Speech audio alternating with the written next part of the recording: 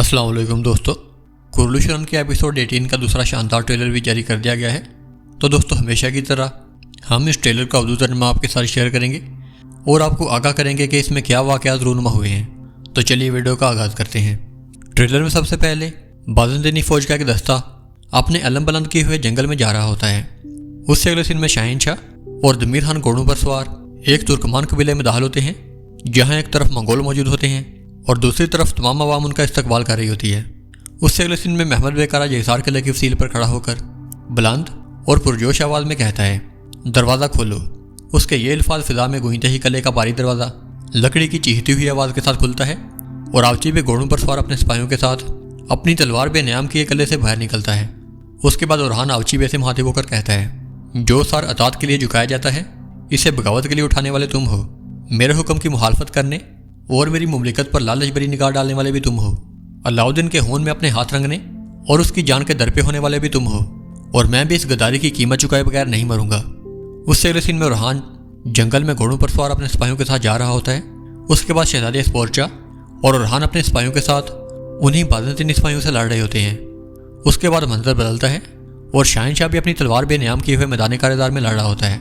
उससे अगले सीन में दमीर खान, महमद बे, शाहीन शाह और एंड्रियास एक साथ मौजूद होते हैं और दमीर खान एंड्रियास से मुखातिब होकर कहता है, अगर ये शादी हो जाती है तो तुम भी बाज़ंतीनी नस्ल को पामाल करने वाले बनोगे।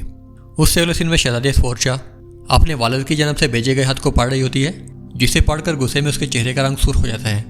उसके बाद मंजर बदलता है और शहजादी स्पोर्चा और ओरहान एक साथ मौजूद होते हैं। स्पोर्चा और ओरहान के चेहरे पर एक निगाह डालती है और कहती है, ख्वाह मुझे कितना ही गुस्सा क्यों ना आए, लेकिन शायद मेरे वालिद इस बारे में दुरुस्त हों। ओरहान पूछता है, किस बारे में?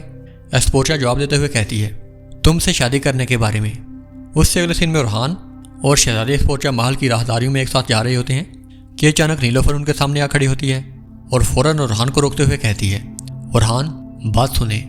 ओरहान नीलोफर को नज़रअंदाज करता है और फौरन कहता है, नहीं अभी नहीं, और वो नीलोफर को पीछे छोड़कर स्पोर्चा के साथ आगे बढ़ जाता है। उससे अगले सीन में नीलोफर को स्पोर्चा का वही खत मिल जाता है जिसका एक एक लफ्ज़ इसके सीने पर बोझ की तरह गिरता है। उसकी आंखें नम हो जाती हैं और वो आह भरकर कहती है, नहीं, मैं इसे कबूल नहीं कर सकती। उससे अगले सीन में जेर कुताई और उसके सिपाही रात के अंधेरे में मशलें जलाए हुए काराज हिसार किले के सामने मौजूद होते हैं और ओरहान कहता है, हम काराज हिसार एक ही रात में फतह कर लेंगे।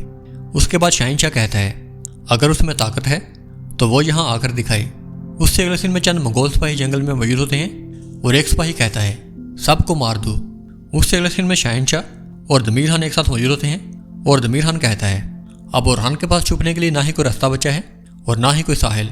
उससे अगले सीन में महमद बे घोड़ों पर सवार अपने सिपाहियों के साथ तेजी से काराज हिसार किले से बाहर निकलता है।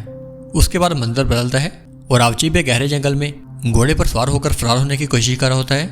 ओरहान भी घोड़े पर सवार होकर उसका पीछा कर रहा होता है और वो अपनी चाबुक उसके गले में अटकाकर उसे नीचे फेंक देता है और आवची बे की गर्दन काट कर कहता है, इन्ना लिल्लाहि व इन्ना इलैहि राजिऊन। और आज गम मनाने का नहीं बल्कि खुशी का दिन है। तो दोस्तों, कैसी लगी आपको ये वीडियो? अपनी राय का इजहार कमेंट सेक्शन में ज़रूर करें। वीडियो अच्छी और इन्फॉर्मेटिव लगी हो तो इसे लाइक करें और हमारे चैनल को सब्सक्राइब करें। मैं मिलूँगा आपको ऐसे ही एक नई वीडियो में।